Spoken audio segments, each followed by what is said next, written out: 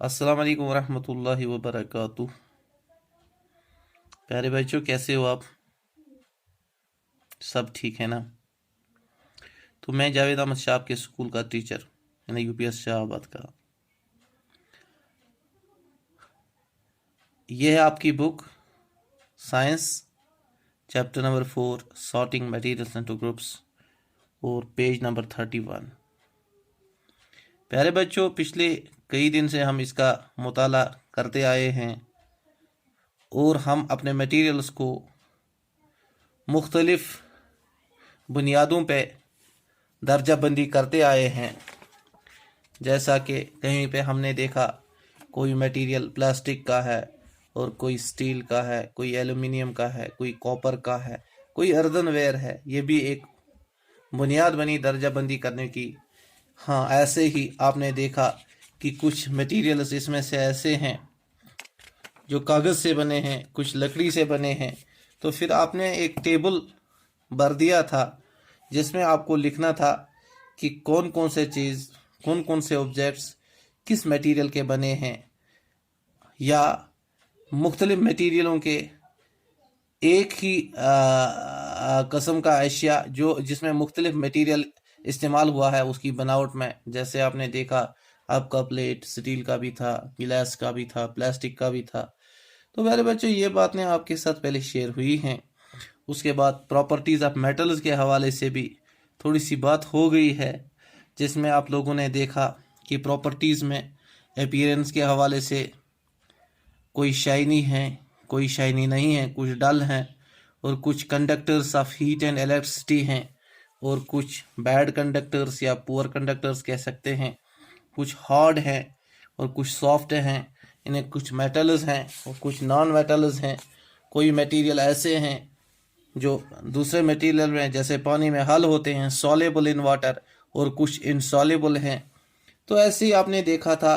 फिर आपने और एक टेबल भरा था अपनी मालूमात की बुनियाद पर, जिसमें आपको लिखा था mixing different solid materials in water. ये चेक करने के लिए कि क्या नमक जो डिज़ाल्व होता है, क्या चीनी भी डिज़ाल्व होती है, क्या सैंड होती है डिज़ाल्व पानी में, ना होती है, चाक पाउडर क्या डिज़ाल्व होती है या नहीं, साडस्ट। तो आपने ये बहुत सारी अशिया को टेस्ट किया था।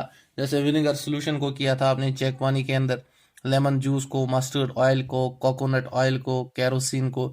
तो आप एक कंक्लूजन पे पहुंच गए थे ये देख के कि कौन कौन से मटेरियल्स हैं जो सॉलेबल इन वाटर हैं और कौन इनसॉलेबल हैं। प्यारे बच्चों, यही प्रॉपर्टीज़ के हवाले से इन मटेरियल्स की एक प्रॉपर्टी ये भी है कि कुछ मटेरियल्स जो हैं, आल्दो कि उनका साइज़ बड़ा होता है, फ्लोट करते हैं पानी के ऊपर, जैसे एक तख्ती देखो आप। लेकिन कुछ मटेरियल्स जिनका हुजूम जो बिल्कुल छोटे होते हैं, दिखाई देते हैं छोटे बिल्कुल जैसे कंकर, तो एकदम पानी के अंदर डूब जाते हैं। जैसे अकल के मुनाफी होता है, अकल सोचती है कि बाहरी चीज़ है तख्ता, ये तख्ती नीचे जानी चाहिए, लेकिन ऊपर रहती है, फ्लोट करती है। जबकि इसके बरक्स पानी का ये ग्रेवल, ये बाजरी या छोटा सा कंकर जो हमें बिल्कुल हल्का सा दिखता है, वो पानी के अंदर चला जाता है। तो कौन कौन से ऑब्जेक्ट्स फ्लोट करते हैं, कौन कौन से सिंक होते हैं, ये भी आपने इस चैप्टर में पढ़ना है। इस बुनियाद पे भी हम मटेरियल्स को क्लासिफाई कर सकते हैं in materials which float on water and materials which do not float rather sink in water. जैसे ड्राइड लीव्स जो हैं आपने देखे हैं, जो ही दरख्तों से गिरते हैं किसी चश्मे में, तालाब में, तो ऊपर होते हैं। इसके बरक्स अगर आप देखोगे, शहद का एक कतरा आपके पास टम्बलर है, उसमें पानी है, उसमें डाल दो तो शहद एकदम नीचे चला जाता है। गोया कि आपको यहाँ से ये मालूम होता है कि कुछ मटेरियल्स ऐसे हैं जो फ्लोट करते हैं और कुछ ऐसे हैं जो सिंक होते हैं। ऐसे ही प्यारे बच्चों, एक और प्रॉपर्टी है हमारे मटेरियल्स की कि कुछ मटेरियल्स हमारे ट्रांसपेरेंट होते हैं, कुछ मटेरियल्स हमारे ट्रांसल्यूसेंट होते हैं, और कुछ मटेरियल्स हमारे ओपेक होते हैं। ट्रांसपेरेंट का मतलब क्या होता है, ये आपके सामने एक नया वर्ड हो सकता है, लेकिन आपको एकदम समझ आएगा। आपके घर में अगर आप देखोगे या यहाँ स्कूल पे ही देखोगे, खिड़की के पैनल में जो ये लगा है, ये शीशा लगा है, इससे आपकी नज़र बिल्कुल आर पार जाती है। तो जिन जिन अशिया से आपकी नज़र जाती है, आर पार चली जाती है, हम उन्हें ट्रांसपेरेंट कहते हैं। जैसे क्या बताओ फिर, हवा क्या है, ट्रांसपेरेंट है या ओपेक? ओपेक का मतलब जिससे नजर पार नहीं होती। हाँ प्यारे बच्चों, क्या लगता है आपको, हवा क्या हो सकता है, ट्रांसपेरेंट या ओपेक? ऑब्वियसली आपका जवाब होगा हवा। तो हर जगह है, तो हम तो इसमें से देख सकते हैं गोया कि ये ट्रांसपेरेंट है। ऐसे ही आपने साफ पानी देखा है, साफ पानी से बिल्कुल आप आर पार देख सकते हो, तो ये ट्रांसपेरेंट मटेरियल है। ऐसे ही कुछ चीजें हैं जो ट्रांसल्यूसेंट हैं। जैसे अगर आपके पास कोई पेपर है जो मतलब जिनसे लाइट बिल्कुल कम चलती है, अगर आपके पास कोई पेपर है, इसके ऊपर आप ऑयल की एक कोटिंग कर लो, थोड़ा सा तेल लगा दो ऊपर से, तो फिर देखो इससे लाइट बहुत कम पास होती है, इसमें से आपको ठीक से दिखाई नहीं देता, बिल्कुल कम लाइट इससे पार होती है, तो ये ट्रांसल्यूसेंट बनता है।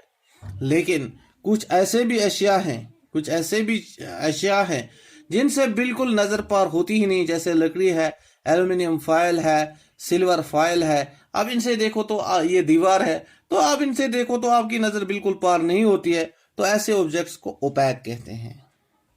गोया कि हम मटेरियल्स को अब यहाँ पे क्लासिफाई करते हैं किस बुनियाद पे, कौन ट्रांसपेरेंट है, कौन ओपेक है और कौन ट्रांसल्यूसेंट है। तो प्यारे बच्चों, ये थी चंद प्रॉपर्टीज, जो चंद खुसूसियात इन मटेरियल्स के हवाले से जो आपके साथ डिस्कस हो गई। तो उम्मीद है आपके इस बुक पे पेज नंबर 34 पे जो एक्सरसाइज दी गई है, आप इस एक्सरसाइज को अब बआसानी हल कर पाओगे। चलो देखते हैं, यहाँ पे ऊपर पहले जो मशक है, इसमें पहला क्वेश्चन यहाँ पे आपके सामने है, name 5 objects which can be made from would. 5 ऐसे अशिया का नाम बताना है जो हम लकड़ी से बना सकते हैं, यानी जिनका मटेरियल लकड़ी हो। हाँ शाबाश, बिल्कुल। चेयर, और क्या, टेबल, बिल्कुल सही, हो गए 2। शाबाश। ब्लैक बोर्ड, ठीक, गुड, ठीक, शाबाश। आपकी रूम की खिड़की, नाइस। दरवाजे, हाँ बताइए बताइए। बेंच, गोया कि यहाँ पे अगर आप काउंटिंग करोगे तो लकड़ी से बहुत सारे अशिया बनते हैं। गोया कि आप ये जवाब देने के लायक हो गए हो। So many thanks to you. अब दूसरा question, select those objects from the following which shine. ऐसे चीजों का नाम आपको यहाँ पे एक लिस्ट दी गई है, इनमें से आपको ऐसे अशिया अलग करने हैं जो चमकते हैं। जैसे गिलास बाउल यहाँ पे है, प्लास्टिक टॉय है, स्टील स्पून है, कॉटन शर्ट है। बताओ बेटा, गिलास बाउल जो है, क्या ये शाइनी सरफेस इसकी होती है कि नहीं होती है? आपका जवाब बिल्कुल होगा, ये सर होती है, तो ये शाइन करती है। तो आप बताओ, प्लास्टिक की टॉय अगर होगी? बिल्कुल नहीं, सही बात, ये तो शाइन नहीं करती है। हाँ, स्टील का स्पून, बिल्कुल, ये भी रिफ्लेक्ट करती है लाइट को, ये बिल्कुल शाइनिंग सरफेस है। कॉटन की शर्ट का नहीं है। तो पहले बच्चों, आपको यहाँ गिलास बाउल, स्टील स्पून, ये चीजें जो मिली हैं, इनको हम कहते हैं दे आर लस्ट्रस, शाइनी। क्या है ये? Shiny, nice. अब मशक देखो आप, यहाँ पे तीसरा सवाल आप लोगों के लिए, match the objects given below with the materials from which they could be made. Remember an object could be made from more than one material and given material could be used for making many objects। आपको यहाँ पे match करना है कौन object किस material से बना है। शाबाश। आपकी लकड़ी, आपकी बुक किससे बनी है? लकड़ी से बनी है क्या? आपका जवाब बिल्कुल नहीं होगा, इस पे सब हंस पड़ेंगे। बताओ, गिलास से बनी है? जवाब नहीं होगा। बताओ, कागज से बनी है? तो इसका जवाब यस होगा, आपकी बुक कागज से बनी है, तो बुक को कागज के साथ मिलाते हैं। बताओ बेटा, टम्बलर है यहाँ पे, टम्बलर, शाबाश, जिसमें आप पानी पीते हो, किसका बना होता है? शाबाश, नाइस। गिलास का भी होता है कि नहीं होता है? कांच का, वेरी गुड। आपकी चेयर, कुर्सी जो है आपकी क्लास में, किसकी बनी है?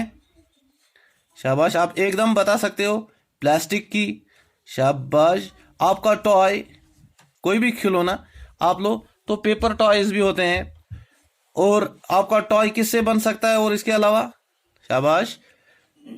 आपका शूज तो लेदर से बनेगा, टॉय और किससे बन सकता है?